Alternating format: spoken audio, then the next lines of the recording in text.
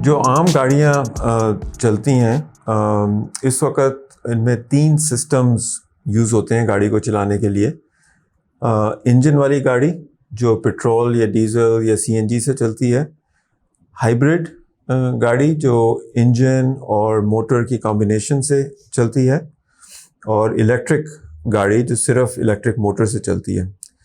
जो इंजन वाली गाड़ी है उसमें पेट्रोल, डीज़ल, सीएनजी से इंजन को पावर मिलती है, इंजन चलता है उससे, और वो पावर फिर ट्रांसमिशन के थ्रू पहियों तक जाती है और उससे फिर गाड़ी चलती है।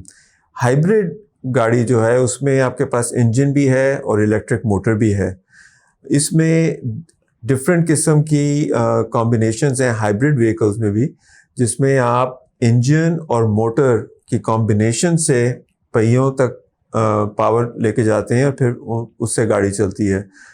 कई सिचुएशंस में सिर्फ इलेक्ट्रिक मोटर पहियों को चला रही होती है। जो इंजन जो है वो सिर्फ इसलिए यूज़ होता है कि वो बैटरी को चार्ज करता रहे, ताकि बैटरी से पावर इलेक्ट्रिक मोटर को मिलती रहे और उससे गाड़ी चलती रहे। इलेक्ट्रिक गाड़ी जो प्योर इलेक्ट्रिक गाड़ी होती है उसमें इंजन नहीं होता, उसमें सिर्फ इलेक्ट्रिक मोटर होती है और साथ एक बैटरी होती है। उस बैटरी से इलेक्ट्रिक मोटर को पावर मिलती है और वो इलेक्ट्रिक मोटर की पावर फिर पहियों तक जाती है, उससे फिर गाड़ी चलती है।